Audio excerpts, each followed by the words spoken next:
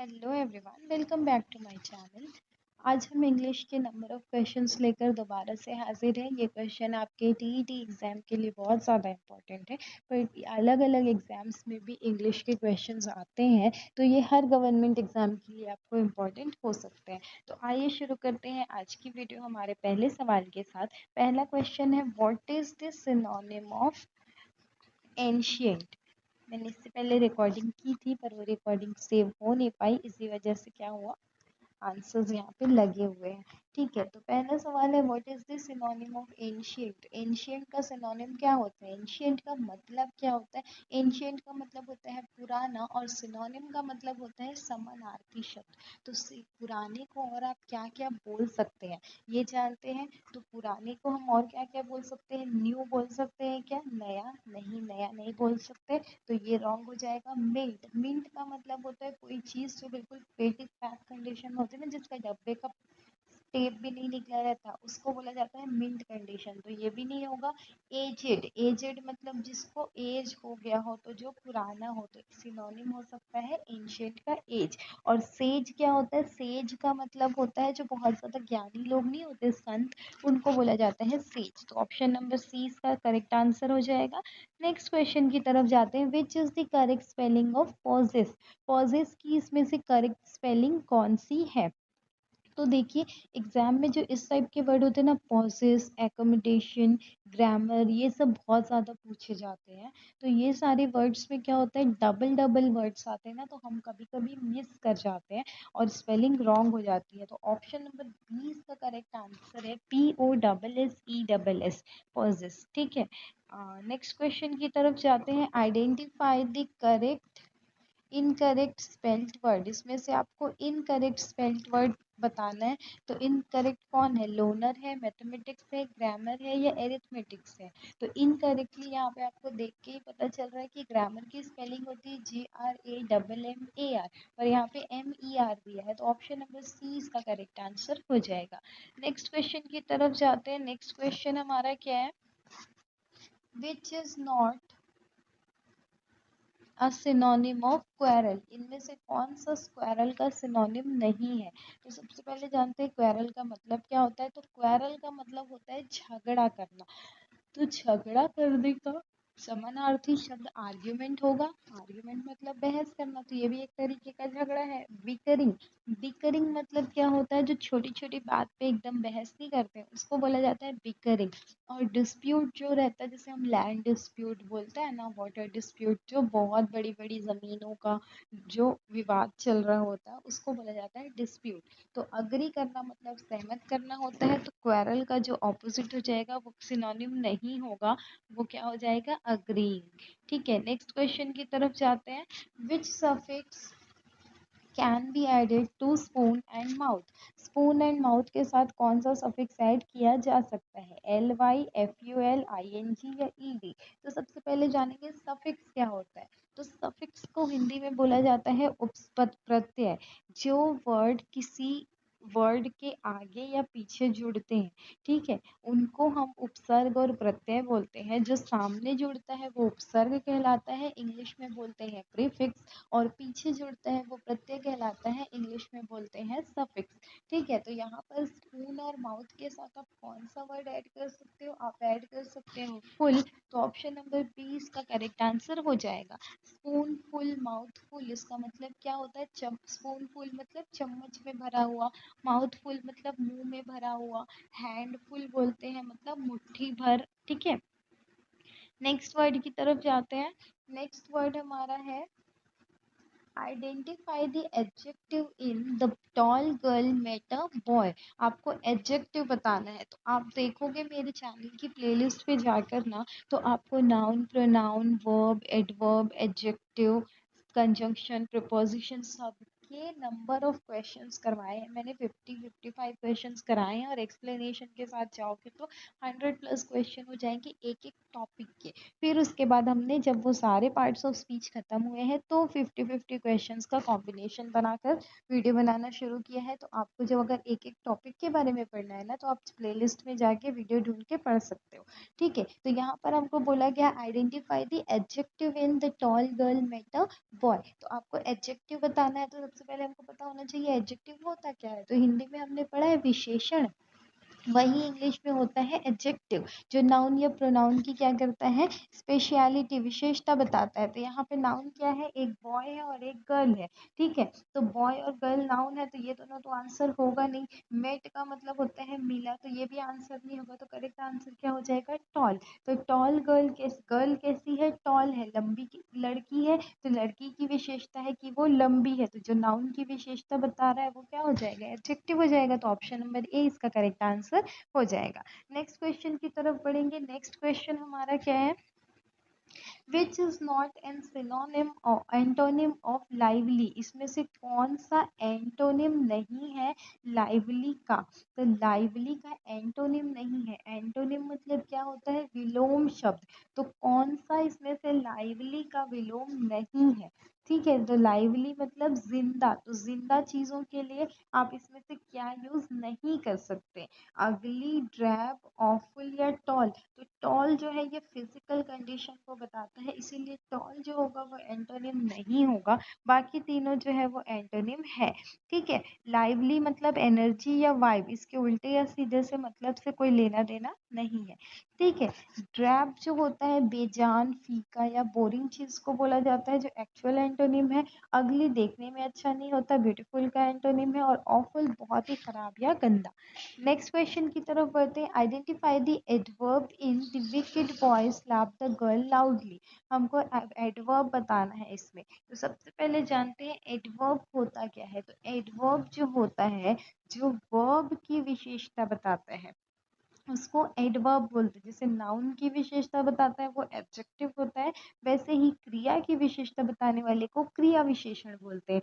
अब आपको इसमें क्या करना है, एक बहुत छोटी सी चीज याद रखनी है कि 95% ऑफ टाइम जब वर्ड के पीछे एल वाई जुड़ा है ना, तो वो जो रहता है एडवर्ब होता है। तो यहाँ पर एल वाई कहाँ जुड़ा है, लाउडली। तो ऑप्शन नंबर सी इसका करेक्ट आंसर हो जाएगा। अब क्वेश्चन में देखते हैं, तो the wicked boy slap the girl loudly. Wicked boy ने स्लैप किया, थप्पड़ मारा, गर्ल को कैसे मारा, लाउडली। तो थप्पड़ मारना क्रिया है, और कैसे थप्पड़ मारा है, तो जोर से मारा है। तो जोर से क्या हो जाएगा, क्रिया विशेषण, इसलिए ऑप्शन नंबर सी इसका करेक्ट आंसर हो जाएगा। नेक्स्ट क्वेश्चन की तरफ जाते हैं। नेक्स्ट क्वेश्चन है हमारा, what is the opposite of drought. Drought मतलब क्या होता है, सूखा पड़ना। तो सूखा पड़ना का ऑपोजिट क्या होगा, ड्राइनेस, ब्रिंग, रिवर या फ्लड। तो ड्राइनेस मतलब होता है सूखा, ब्रिंग मतलब लाना, तो सूखा का लाना तो कुछ होगा नहीं, रिवर मतलब नदी, और फ्लड मतलब बाढ़। तो सूखा पड़ने का ऑपोजिट क्या हो जाएगा, बाढ़ आना। तो ऑप्शन नंबर डी इसका करेक्ट आंसर हो जाएगा, ठीक है। नेक्स्ट क्वेश्चन की तरफ जाते हैं। What is the antonym of ability. तो एबिलिटी का एंटोनिम मतलब विलोम शब्द बताना है आपको। तो इनएबिलिटी होगा, डिसएबिलिटी होगा, एबल होगा या अनेबल होगा। तो एबिलिटी का जो विलोम शब्द होता है वो होता है इनएबिलिटी, ठीक है। एबिलिटी का मतलब होता है योग्यता या क्षमता, तो इसका ग्रामेटिकल एंटोनिम इनएबिलिटी होता है। डिसेबिलिटी का क्या मतलब होता है कि कोई विकलांगता या शारीरिक मानसिक कमजोरी। तो एग्जैक्ट हम कॉम अगर हम याद करेंगे तो हम डिसेबिलिटी ज्यादा सुनते हैं, पर डिसेबिलिटी का मतलब, एबिलिटी का मतलब योग्यता होता है, तो इनएबिलिटी का मतलब अयोग्य होगा। पर डिसेबिलिटी का मतलब हो जाता है कि शारीरिक और मानसिक कमजोरी, इसीलिए आपने डिसेबिलिटी को नहीं लेना है। एबल जो है वो एडजेक्टिव है, एंटोनिम तो है नहीं, ठीक है। एबल का अनेबल होता है, इसलिए यहाँ पर एबिलिटी बोला गया है, तो इनएबिलिटी होगा। ये क्वेश्चन बहुत ज़्यादा इंपॉर्टेंट है, क्योंकि ज़्यादातर हम लोग एबिलिटी का ऑपोजिट जो है वो डिसएबिलिटी लगा देते हैं, पर डिसएबिलिटी ना हो करके इनएबिलिटी होगा। नेक्स्ट क्वेश्चन है, choose the correct word order. आपको करेक्ट सेंटेंस ऑर्डर देना है यहाँ पे। कैसा होता है, सब्जेक्ट ऑब्जेक्ट वर्ब होता है, वर्ब सब्जेक्ट ऑब्जेक्ट होता है, subject plus verb plus object होता है, या object plus subject plus verb होता है। तो करेक्ट ऑर्डर क्या होता है, सब्जेक्ट प्लस वर्ब का first second third form plus object, ठीक है। तो ऑप्शन नंबर सी इसका करेक्ट आंसर हो जाएगा। नेक्स्ट क्वेश्चन है, which term described word spelled the same backward. कौन सा टर्म तो जो डिस्क्राइब वर्ड्स है स्पेल सेम करता है बैकवर्ड साइड भी, एनाग्राम, पैलिंड्रोम, एब्रिविएशन या क्रॉसवर्ड। तो आइए देखते हैं, इसका आंसर हो जाएगा पैलिंड्रोम। पैलिंड्रोम किसको बोलते हैं, ऐसे शब्द जिनको आप आगे से पढ़ो या पीछे से वो हमेशा सेम रहता है। तो हम लोग हिंदी में पहले बोलते थे ना कि वो क्या बोलते हैं, डालडा, लाडला, ये सबको आगे से पढ़िए या पीछे से पढ़िए, सेम ही पढ़ते। वैसे ही इंग्लिश में उसको बोला जाता है पैलिंड्रोम। तो पैलिंड्रोम कैसे आएगा, मैडम, रडार, नितिन, मॉम, ये सब क्या है आपका पैलिंड्रोम है। ठीक है, बाकी वर्ड्स देखते हैं। एनाग्राम, तो एनाग्राम बोले जाते हैं किसी वर्ड के लेटर्स को आगे पीछे करके एक नया वर्ड बनाते हैं। जैसे लिसन दिया है तो उसको आप आगे पीछे करके साइलेंट बना सकते हो। एब्रीविएशन, किसी बड़े का छोटा नाम, जैसे हेडमास्टर को एचएम बोलते हैं, प्राइम मिनिस्टर को पीएम, चीफ मिनिस्टर को सीएम, ऐसा। ठीक है, नेक्स्ट क्वेश्चन की तरफ जाते हैं। What does the word corporal mean in terms of punishment. तो पनिशमेंट में हम बोलते हैं ना कॉर्पोरल पनिशमेंट, तो कॉर्पोरल का क्या मतलब होता है, फिजिकल होता है, मेंटल होता है, स्पिरिचुअल होता है या वर्बल होता है। तो कॉर्पोरल जो होता है वो फिजिकल को बोला जाता है, तो ऑप्शन नंबर ए इसका करेक्ट आंसर हो जाएगा। कॉर्पोरल पनिशमेंट का मतलब होता है शारीरिक दंड देना, और आरटी एक्ट 2009 के तहत स्कूल्स में कॉर्पोरल पनिशमेंट पर पूरी तरह बैन है। वर्बल मतलब होता है जो आप ज़बानी पनिशमेंट देते हो, मुंह से डांटते हो, भला बुरा कहते हो। ठीक है, तो हमको टीईटी के लिए याद रखना है कि आरटी के अनुसार हमको ना तो बच्चे को डांटना है, डांटना है मतलब आप उनकी बदमाशियों के लिए उनको थोड़ा सा बोल सकते हो, पर एकदम से बदतमीजी करके, बदजुबानी करके लोगों को डांट दिया जाता है कि सामने वाला चाहे कि चुल्लू भर पानी में डूब मरूं, वैसा नहीं डांटना है, ना ही मारना है। ठीक है, नेक्स्ट क्वेश्चन की तरफ जाते हैं। Life history of a man written by himself is called biography, bibliography, autobiography या कैलीग्राफी। तो एक इंसान की बायोग्राफी जो उसने खुद लिखी है उसको क्या बोला जाता है, उसको बोला जाता है ऑटोबायोग्राफी। तो ऑप्शन नंबर सी इसका करेक्ट आंसर हो जाएगा। यहाँ पे देखिए, ऑटो का मतलब होता है खुद से, बायो का मतलब होता है लाइफ, और ग्राफी का मतलब होता है लिखना। तो जब इंसान खुद से अपनी लाइफ लिखता है तो उसको आत्मकथा बोला जाता है, ऑटोबायोग्राफी। ठीक है, बायोग्राफी किसको बोलते हैं कि जीवन की कहानी है कोई और लिखता है, जैसे मेरे जीवन की कहानी कोई लिखेगा तो वो बायोग्राफी कहलाएगा। बिब्लियोग्राफी क्या होता है, किसी टॉपिक पर जो बुक्स की लिस्ट होती है ना उसको बोला जाता है बिब्लियोग्राफी।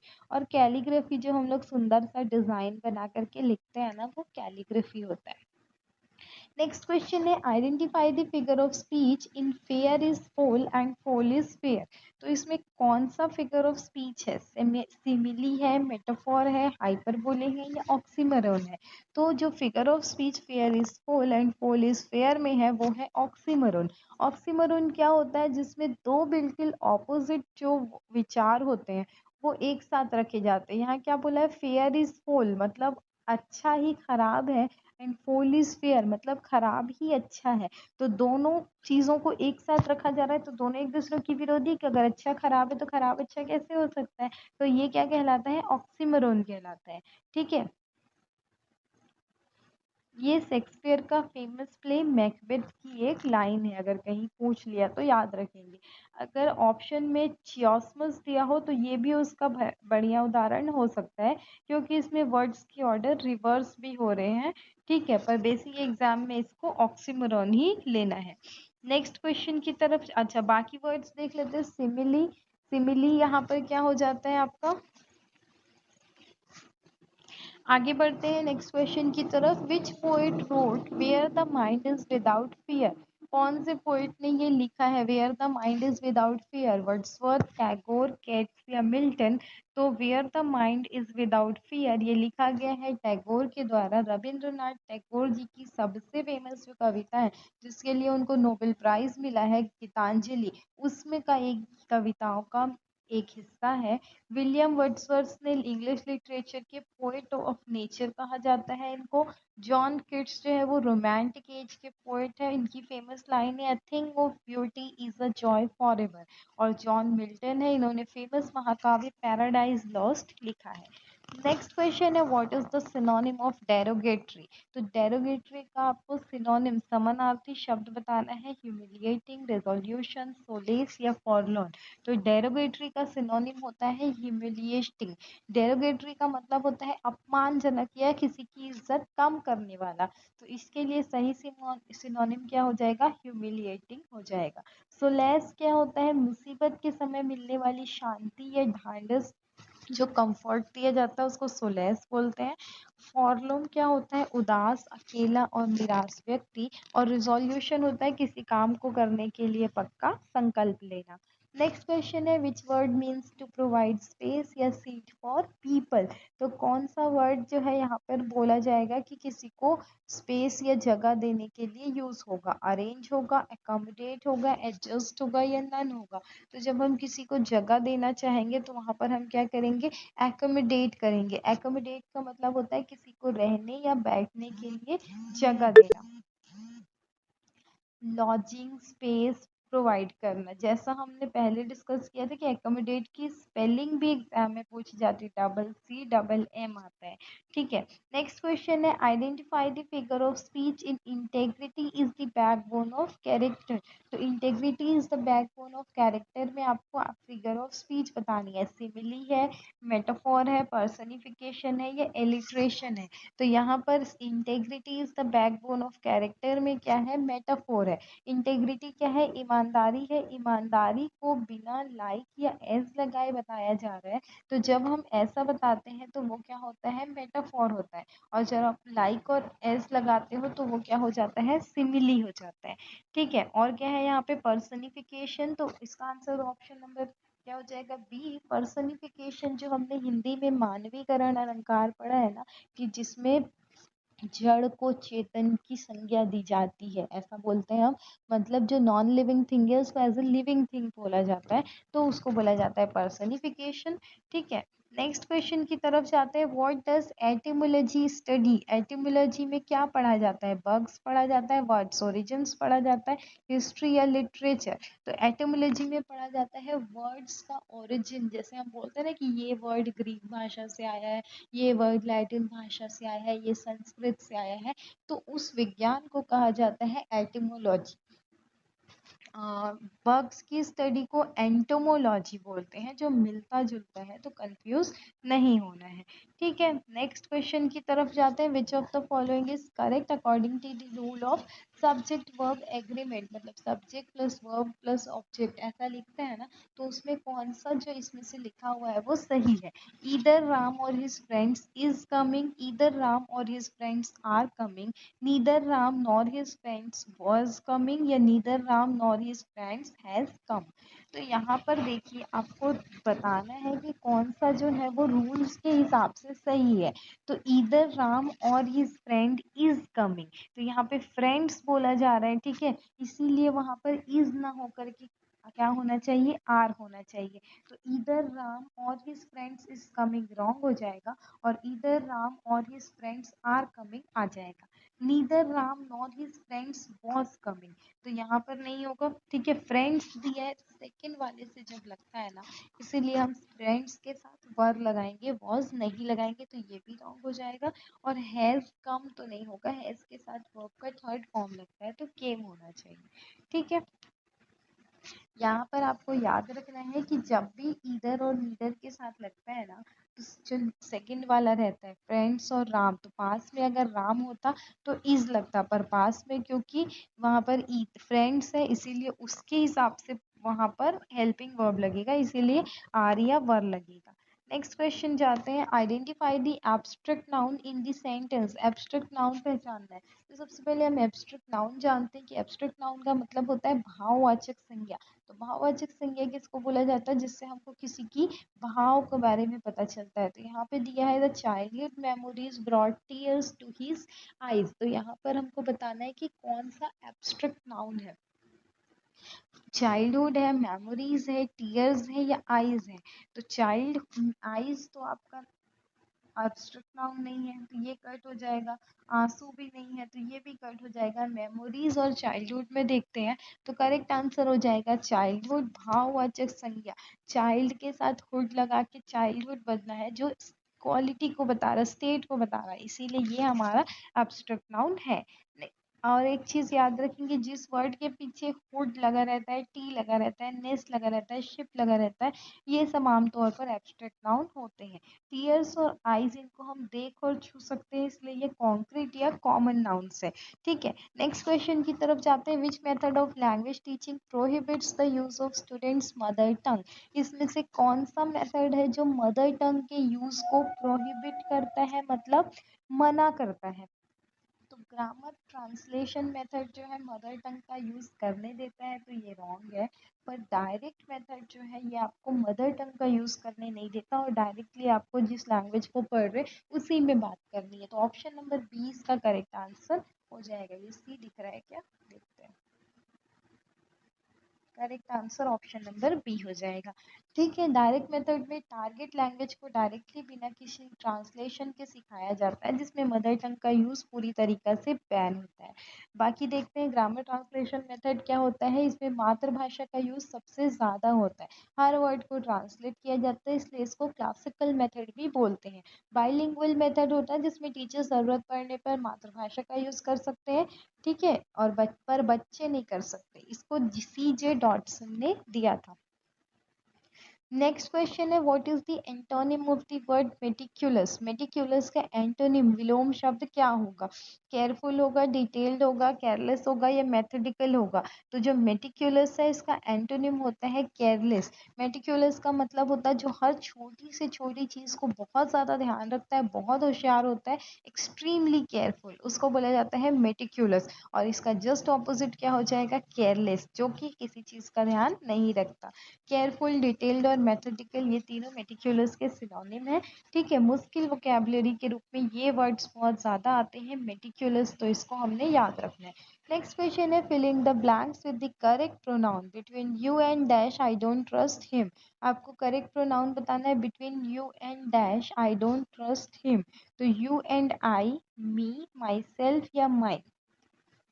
तुम्हारे और किसके बीच में मैं उसे बिल्कुल ट्रस्ट नहीं करता। तो बिटवीन यू एंड क्या हो जाएगा? मी हो जाएगा। ये प्रोनाउन एक बहुत ही शानदार रूल है कि प्रिपोजिशन जैसे यहाँ बिटवीन है ना, तो वैसे ही वर्ब के बाद हमेशा ऑब्जेक्टिव केस आता है। ठीक है, तो आई सब्जेक्टिव है, तो यहाँ पे क्या लगेगा? मी लगेगा, तो बिटवीन यू एंड मी हो जाएगा, यू एंड आई नहीं होगा। Next question. अच्छा, बाकी देखते हैं कि बोलचाल के लिए हम लोग बिटवीन यू एंड आई बोल देते हैं, जो सुनने में सही लगता है, पर ग्रामेटिकली जो यू एंड मी ही होता है। तो लेट के बाद हमेशा क्या लगता है? ऑब्जेक्टिव केस लगता है, बिटवीन के बाद भी ऑब्जेक्टिव केस लगता है। नेक्स्ट क्वेश्चन की तरफ जाते हैं। What is the study of speech sounds and their production called? Speech sound का स्टडी और उसका प्रोडक्शन क्या कहलाता है? सॉरी, स्पीच साउंड और उनके प्रोडक्शन की स्टडी क्या कहलाती है? मॉर्फोलॉजी, फोनेटिक्स, सिंटैक्स या सीमेंटिक्स? तो स्पीच साउंड और उनके प्रोडक्शन की जो स्टडी है वो कहलाती है फोनेटिक्स।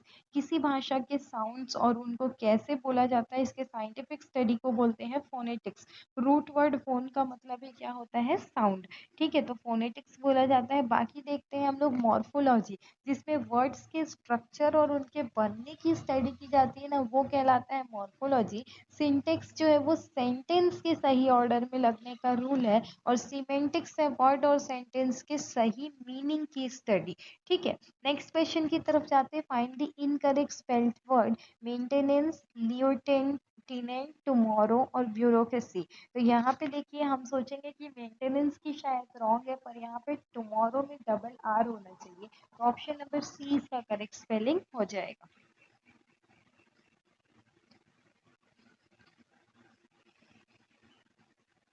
नेक्स्ट क्वेश्चन की तरफ जाते हैं। Which is the collection of group of lions called? तो ग्रुप ऑफ लॉयंस के कलेक्शन को क्या बोला जाता है? हर्ड बोलते हैं, पैक बोलते हैं, प्राइड बोलते हैं, या फ्लॉक बोलते हैं? तो लॉयंस का जो ग्रुप है वो कहलाता है प्राइड, तो ऑप्शन नंबर सी इसका करेक्ट आंसर हो जाएगा। पैक जो रहता है वो वोल्फ्स, भेड़ियों या डॉग्स के ग्रुप को बोलते हैं। हर्ड जो रहता है कैटल, जो मवेशी रहते हैं या एलिफेंट है, उनके ग्रुप को बोलते हैं। और फ्लॉक जो रहता है बर्ड या शीप के ग्रुप को बोलते हैं।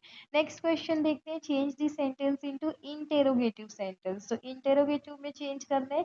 एवरीबडी नोज गांधी जी, तो इसको हमको इंटेरोगेटिव बनाना है। Who does not know Gandhi ji? Does everybody know Gandhi ji? Who knows Gandhi ji? या everyone knows गांधी जी?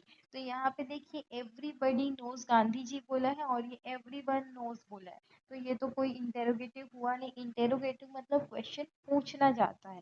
तो हु नोज गांधी जी? गांधी जी को कौन जानता है? तो यहाँ पे बोला जा रहा है कि हर कोई गांधी जी को जानता है। तो यहाँ पर हम लोग हु नोज गांधी जी से ज्यादा अच्छा क्या बोलेंगे कि कौन गांधी जी को नहीं जानता है। तो who does not know Gandhi ji, option number A इसका करेक्ट आंसर हो जाएगा। ट्रांसफॉर्मेशन का रूल कहता है कि जब हम एसेटिव सेंटेंस से इंटरोगेटिव बनाते हैं तो सेंटेंस का रियल मीनिंग नहीं बदलना चाहिए।